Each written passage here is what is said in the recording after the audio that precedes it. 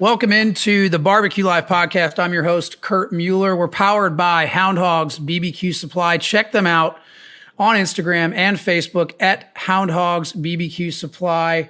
They're great folks there. So excited about the show today because I welcome in the 2022 KCBS Team of the Year, Mr. Ercole Chila. He's the Pitmaster of Uncle Pig's BBQ Pit. He's based out of Paulsboro, New Jersey. Ercole, thanks for joining us, sir. Thank you for having me. So I always like to start with journey. My listeners know that. I love to listen about somebody's journey, learn about somebody's journey. So just educate us real quick, Ercole, on your journey into this crazy, crazy world that we call competitive barbecue. Well, I'm going to say it probably started like 12, maybe 13 years ago.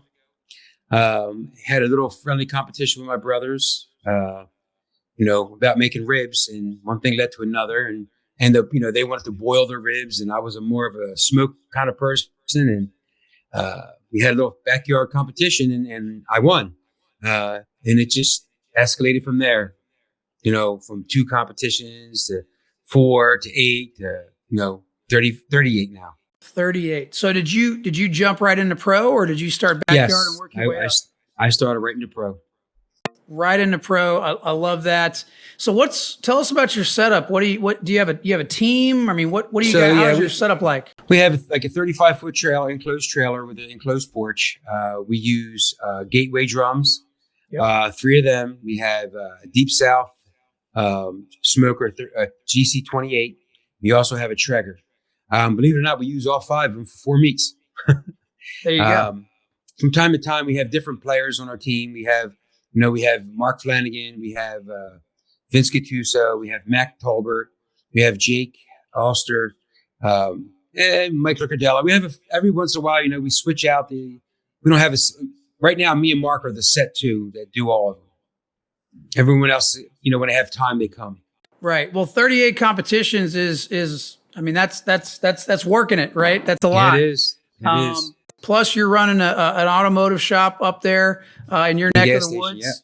Yeah. So a lot going on in your world. And I think you guys actually were informed that you had won the Team of the Year at the North Carolina competition that we were at last year. I'm trying to remember where that was. Shelby, North Carolina. Shelby. That's where it was. That was a double up there. So you guys had the great. You got to deliver the great news that you were 2022/23 Team of the Year. I'm curious, from your standpoint, was that the goal from the get-go starting out, or did it just happen? At our MABA meeting or banquet the year before, I was talking to Sid from Go Googly Goo, and I said, "You know what, dude?" I said, "If I'm lucky enough to get a couple wins, I'm going to go for it. I'm going to go for it. But I got to get a couple wins. I got to be lucky enough to get a couple wins, and we got a couple wins. I mean." We start putting a couple wins together, and then towards the middle of this thing, I was just like, I'm just going to go for it. I'm just going to keep going, keep having competitions, and keep showing up and see what happens. And we were lucky enough to win 9 GCs last year and 4 reserves. That was at a 28 contest. Are you cooking primarily East Coast, or are you traveling? No, Midwest? we travel. We go. We did one in the Midwest last year. We did. We drive the East Coast. We go Virginia, North Carolina, South Carolina, Pennsylvania. We've traveled, 20 some hours to get to a contest. This year we went to Florida. We went to Florida last year. I mean, so we travel wherever there's a contest. If it's not one close, and we just go. We just hop in the truck and go. I love it. Hop in the truck and go. That's it. There's no destination too far. We just, we just go. Love that attitude. You clearly set your mind to it and accomplished it. That's something, especially running your own business and putting the time in there and competing at a high level like you have been doing. I mean, that's getting after it for sure. So you mentioned you got the 3 Gateway drums, you've got the Deep South, you've got the Traeger, you've got 5 units for 4 meats, which I love that. That's awesome. What's your favorite meat to cook at a competition? I'm going to say brisket. It's the hardest to cook and get right. And usually, last year we finished second only to because there was 3 contests last year that we tied for first and we lost a coin flip. So it gave us second place points 3 times, and we lost by like 2 points last year. So we could have easily won brisket last year also. And it was just one of those meats that I can't wait to eat it. I'm like, I want to taste it. Cause it's Right. It builds all that anticipation of moisture and tenderness, builds up in your mind. And when you cut it, you're like, all right, let's see if it's good. And it's, knock on wood, 90% of the times it's usually good. That's exactly right. So curious, my mom's from New Jersey originally. I remember as a kid, spending some time on the shore, Ocean City. Haven't been up there in a while, but I'm always curious about barbecue in different areas of the country. When you say barbecue in New Jersey, what does that typically mean? Well, I'll tell you. So we went to Apex, North Carolina 2 weeks ago, and 3 people, say, hey, where you guys are from? And they said, I said New Jersey, and they said, what do you guys in New Jersey know about barbecue? So, that's happened to me about maybe 15 times in my barbecue journey here. So I feel that, if it's good anywhere. We really don't change our flavor from one state to another. We don't add more vinegar when we go to, Virginia or North Carolina or South. We keep it the same. But yeah, a lot of people don't appreciate the fact that we can cook barbecue from New Jersey. Yeah, there's definitely that stigma. I live down in the Augusta, Georgia area, originally from St. Louis, Missouri, and yeah, there is that stigma or that kind of that line of thought that I think it's obviously it's flawed, right? That way of thinking is pretty flawed. But really, if you're having friends over at the house and you say, hey, come on over, let's have a barbecue. What does that mean? Does that mean pulled pork? Does that mean, hey, we're going to grill some hot dogs and hamburgers? Or what does that mean?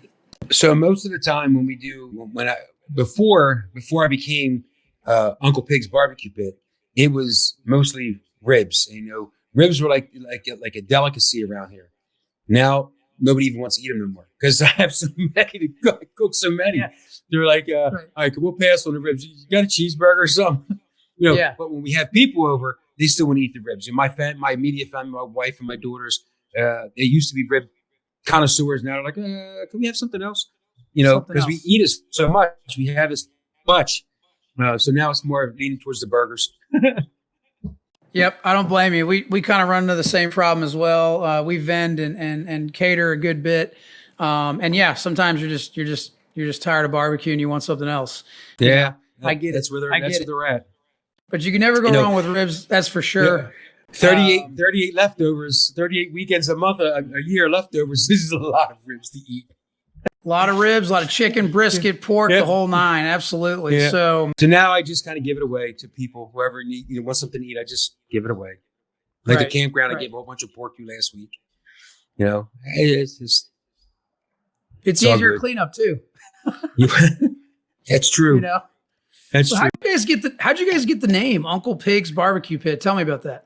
So years ago, I had 3 brothers and a sister. My 3 brothers unfortunately passed away. In my family, when you would walk through the front door, by the time you got to the back door, you had a name. It was something. You had a nickname of some sort. Well, my brother Dominic, he was 4 years older than me, and my brother Alex was 4 years older than him.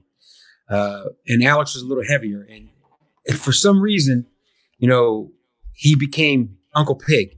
My brother would tell us, "Hey, go see Uncle Pig," and that name stuck to him. And it wasn't because he was fat; it was just because that's the name that was stuck to him. So one day we were coming home from me and my wife were coming home. We were just boyfriend and girlfriend at the time. We were coming home from some event.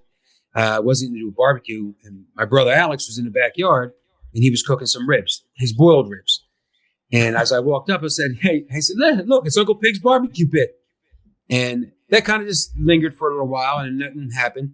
Then fast forward, maybe 10 years later, when we did our first competition in Wildwood, New Jersey. We're like, they said we got to have a name. I'm like, we got to figure a name out. What kind of name? And we went through some names. I'm like, I bet Uncle Pig's Barbecue Pit. And my brother, of course, said, "Yeah, that's a great name." So and that's where it became, and that's what stuck. There it is. I love it. I figured there was a cool, pretty cool story behind it. And I love hearing how names are formed and the stories behind them. So, all right, let's shift gears for a bit and chat about what, I think is on the minds of a lot of folks in KCBS right now. And that is the judge seating program. And for our listeners, this is part of a series that we're doing. We're, talking with cook teams, talking with reps, talking with judges, maybe even some board members. I don't know, but we want to create some dialogue around this and really get different perspectives here. So tell us about really just, your perspective. Obviously the judge seating program was in effect. Keyword was. It no longer currently is. It may come back. Who knows? But from your perspective, you've been there, you've been cooking for, I think you said 11, 12 years. 12, 13 years, yeah. So I'm sure you've seen, you were there when there was the judge seating program and when there wasn't. So curious from your perspective, what are your thoughts on the program as a whole? So it's hard for me to make a determination either way, because I've done well with the seating program as it is, and then I've done poorly the way it is. I do believe though that, there probably shouldn't be a table of death and a table of angels. It's really hard to kick it, only because I won with it. But that being said, this year so far, I've been getting brutalized with it. I've been getting beat up a pretty good amount with the table of death. I finished probably first on my table out of my 10 competitions here. I probably finished first on my table in a category that scored bad a lot. And it would be like 17th, 18th, 19th place and still finish first on your table. I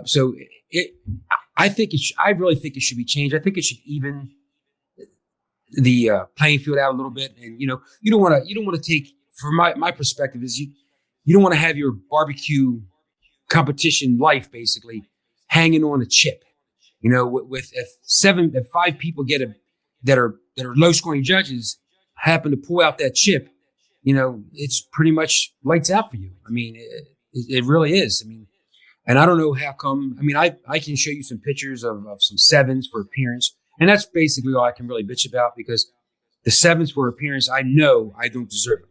Now, taste and tenderness, they may not hit their liking. I don't know, but I know, because that's all to me. That's all, your decision. Visually, I know we all have the same set of eyes that work. So when you're giving me a 7 for appearance, I know that you're not looking at it correctly. Something's wrong with that particular judge, whether they're scoring low because they don't know no better, or they're scoring low because they just want to score low. But if you have 3 of them at the table, it's over. Your chances of winning or go down dramatically. So now if you have like 2 at each table or 1 at each table, and that's, I guess, what the new seating program would probably accomplish, not having a bunch of really great judges, high scoring judges, and so maybe we won't see 700s every week. Maybe we'll be winning contests with 680s. That's okay to win that way. I mean, as long as it's kind of even, like in Alta Vista, it was Apex. We came in, we had like a 178 in chicken, 178 in pork, 180 in brisket, and a 168 in ribs. And I don't even know, and I was first on my table.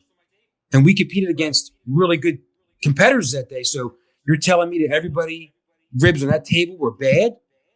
And there was really good competitors. I mean, there was Motley Crue, there was Hold Your Horses. There was very good competitors on that table.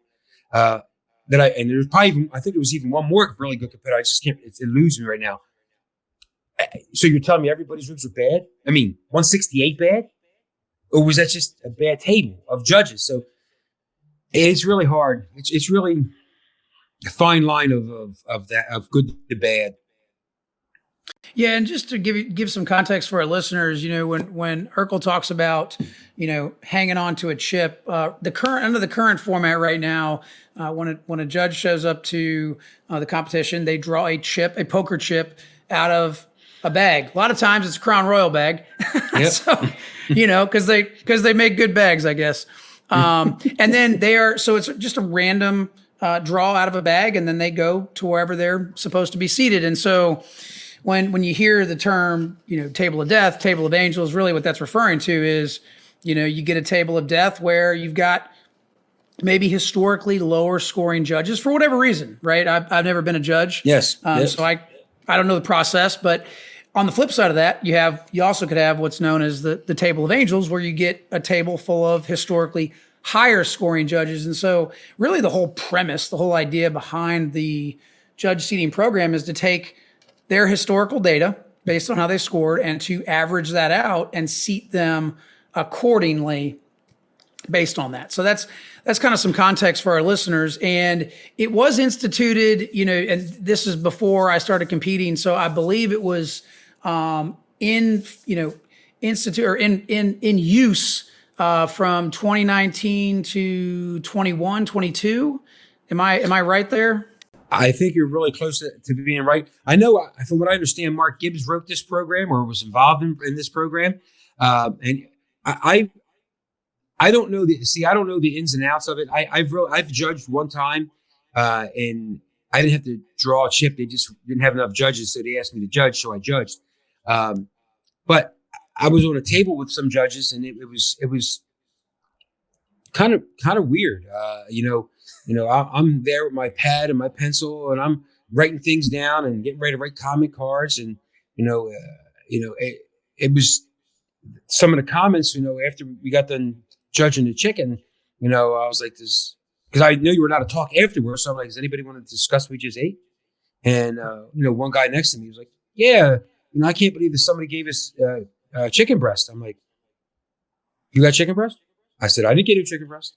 He's like, yeah, that piece right there. And I had stomach surgery, so I couldn't eat all my food at the time. I just take like a nice bite of it. And I said, he goes, yeah, no, entry number or whatever it was. I'm like, dude, that was a boneless chicken thigh. That wasn't chicken breast. He goes, really? I'm like, really? That really was. He had a bunch of pins on, like he did a lot of judging. So I'm like, man, are you judging tomorrow? Because I was competing the next day. I'm like, let me know if you're judging tomorrow. So it was really weird. It was just, it was really strange. And nobody talked about nothing. Nobody, it looks like they historically scored backyard teams really low that day. The two people I sat next to that I could talk to. But I mean, maybe they deserved it. I didn't beat them up, but I did judge them like I thought I would judge them, like I thought I was supposed to judge them, But I see sixes and sevens, and some. It's just, I know some of the people that receive these numbers probably do not deserve it. But I mean, like I said, it's out of our hands when it becomes that. And if you have a table full of sixes and sevens, you must well pack up and move on to the next contest, because it's not nothing good's going to happen at this one. It's very difficult to win at, if you do get that, and that's sometimes that's part of it. And I think it's important that we mention, hey, we're all human, judges are human, and sometimes you don't have enough judges. They're volunteering their time. This is not a retirement gig. This is not a good retirement plan, I should say. No. But I think it's really about creating some sort of uniformity across the spectrum of judging, and just making sure that everybody's getting a fair shake. Now let's talk about the flip side of it, though. So we've talked a lot about the advantages of it, but I'm sure just like anything else, there's two sides to every story.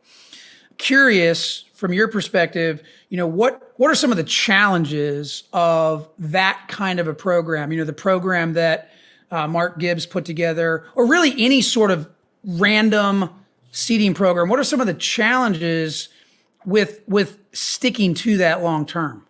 See, there's some of the things that I really have a hard time grasping, because I really don't know the disadvantages of having an even playing field. It's really hard to say there's any I'm sure there's some. I know.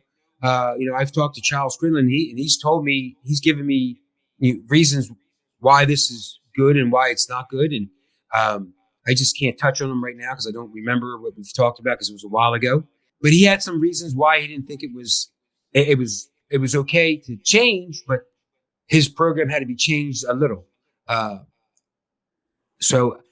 the disadvantage of it, I don't think there is, in my thought, that to not have, have a table of consistency is way better than having a table of angels, better than having a table of death. Like I said, the only thing I think it's going to be the disadvantage would probably wouldn't be as many 700s. And not that we have a lot of 700s running around here as it is. Right. That's exactly right. Some of the challenges I've heard, I think obviously if you get if you're planning on X number of judges and then life happens, some of them can't make it, you might have to, and I say you as in the rep, and I have never been a rep, so I have no idea what that's like. But one of the things I've heard is that the rep might have to, scramble around, change some things. I also think there's a learning curve too, just from a technology standpoint. But wouldn't that happen? Wouldn't that happen if you did a chip draw too? I mean, the judge is not going to show up because, hey, you're going to use a computer to pick me out. I mean, so I think the judges sometimes probably have a little bit what's the word I'm looking for? I guess they're getting a little bit pissed because you're critiquing them by making them, So that's no, the only thing about it is for me is if we have to be consistent as cooks, man, you got to be consistent as judges. Right. You can't see the swings. So I could tell you a real quick story. This weekend in New Jersey, a friend of mine, John from Chunky Barbecue, he won first place in brisket. All right. And I was just looking through the scores and I called. I actually had to call him. I'm like, John, you did win first place in brisket, correct? He said, yeah. I said, where does 29 come from? So somebody gave him a 29 on the table. And he won first place with a 170 something, 178 or something. I'm like, wow, that's a big swing. So I'm like, did the first piece fall on the ground or something? I was playing with him. He's like, no, because I really didn't even see that. I didn't look at that yet. I'm like, so if he had that one in another judge that was scoring low, he probably would have went down to maybe 15th place in brisket just because of that. I mean, so, it's really, but I know we sign up for this.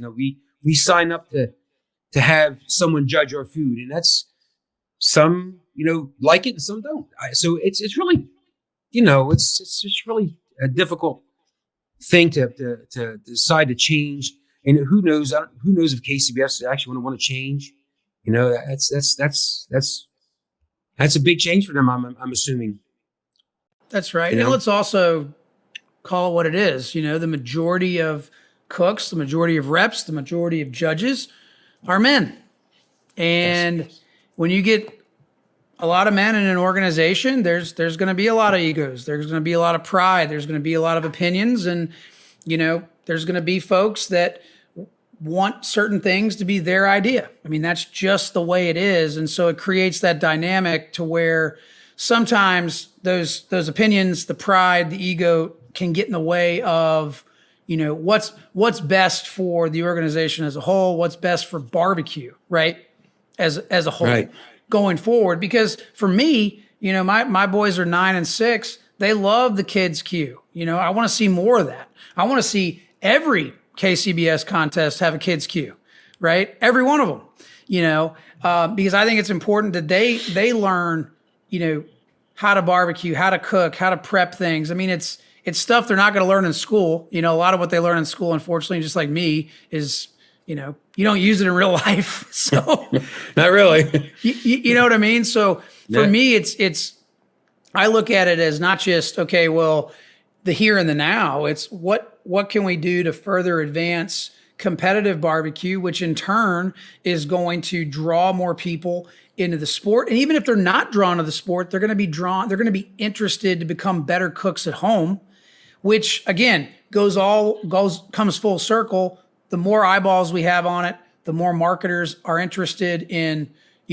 sponsoring things, the more sponsorship dollars roll into the sport. So it's all kind of, that's how I look at it. It's all tied together, and it's not necessarily like the here and the now. I also think that, amazing things can happen when nobody cares who gets the credit. Yeah. Which easier said than done. I get that.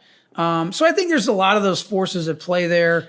And, let's face it, a lot of men and a lot of folks that maybe are intimidated by technology. Maybe they just don't want to, they just get intimidated by it. And I'm referring to the older folks that are involved in barbecue. I get it. Well, you see what just happened to me. I mean, I struggled to get back on.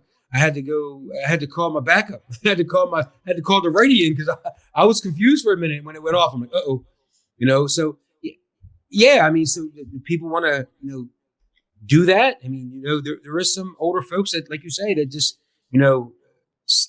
10 is 10. We don't need to add it up to make it 10. It's 10, they don't want to go through that whole craziness of computers and stuff. I mean, if we're really talking changes, we could actually make things even easier if we did like a barcode on your boxes. I mean, you don't have to worry about any of that. It's just really quick barcode, done. You pass it along. It's all finished. That takes care of a lot of that stuff. But, and whoever says that don't have a phone, everybody has them. I mean, so that's right. That could be something that's easily happening too. I mean, I just get worried for KCBS because I know a lot of people that have running away from the sport, that are angry with the sport. But, that being said, they say sometimes the same people win and it's fixed and this. I'm like, listen, no one's ever came up to me and said, hey, I want to let you win today. I've never felt that. I mean, when I first started out, a lot of people, the same people would win. And I'm like, dude, what the hell? How's he keep on winning? It's impossible. But then when I start doing well, I'm like, well, maybe it is possible. Maybe I should just cook better back then. So it's really, you want to keep everybody upbeat and going, but you don't want them to get beat up on scores. And I mean, especially scores, like I said, I keep on harping this appearance thing because that's the only thing as cooks we have really control of. When you put that in that box, you can visually see what it is, and if it's not really worth anything, because we've all seen pictures. We've all seen pictures of people winning first place in brisket and pork and chicken, and it looks like it crawled off the street, and they still won first place. Right. So to me, I personally like to see appearance be worth more and take a little away from the taste and tenderness and move a little bit more. Because the most important thing right now should be tenderness to me. Right. Taste is important, but everybody's taste is different. So you shouldn't be crucified because somebody doesn't like sweet. They should be kind of flip-flopped, I think. I feel like the tenderness score should be the highest. The taste score should be the second. And tenderness and appearance should be up some. That would kind of, there's a lot of things that can happen. But, I've talked to people that said, and I even wrote up a score, what they'd be worth. And they said, don't even bother turning that in. They're never going to change the scores again. I'm like, okay. I mean, I just thought, that it would be worth because if appearance ain't worth nothing, why do it? Why even do it? Why just put it in taste and tenderness or something? Right. Because, if people are winning with the ugliest boxes I've seen, why make me waste the time to do it? If it's not going to be judged correctly, and that's the only thing I can bitch about is the appearance, because like I said, your taste is your taste. Your idea of tenderness is your idea of tenderness. That's what we sign up for. But visually, I know when I'm turning it in the box, it's pretty. There's no way it's not an 8. I mean, excuse me, a 9. There's no way an 8 even. It's just, they're kind of things that would make the sport better.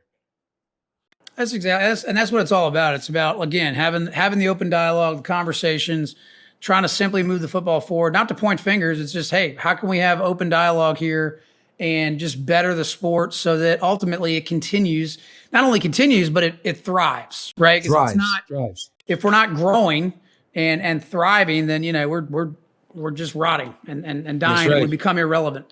That's right.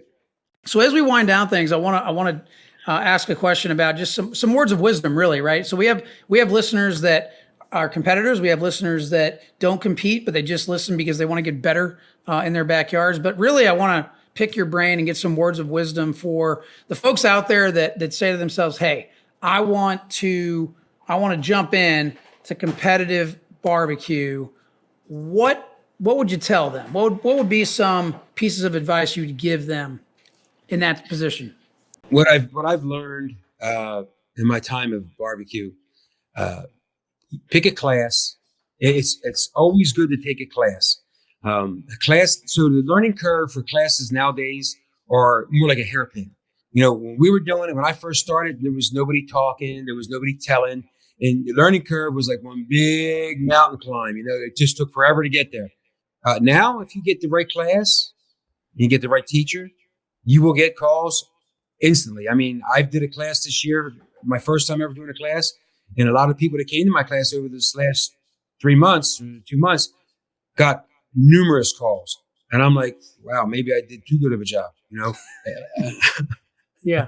But I mean, there were still good cooks, but if anything you can get out of a class, it helps. I mean, I've taken classes, I've taken quite a few classes, like 3 or 4 at least, over my lifetime. And, and it works. It just, it takes the mistakes out of it. And you're like, not all of them. You're still going to have to burn some meat and ruin some chicken, or you're going to have to, that's going to happen. But at least you have the format of what to do and how to start. Especially if you're using cans and you've never used them before, it's best to take a can class. If you're not going to use, if you're doing like a deep south, take that kind of class. It's best to know what you're cooking on and to learn what somebody else's failures, and you can try to avoid them failures. That's a great way to wrap. That's a great way to wrap things up. Powerful way to wind things down today. Again, for our listeners, we're chatting with the pitmaster of Uncle Pig's Barbecue Pit, Mr. Ercole Chila. He's based out of Paulsboro, New Jersey. Check him out. Follow him on Instagram and Facebook at Uncle Pig's BBQ Pit. Ercole, enjoyed the time, sir, and appreciate you coming on the show. Thank you for having us.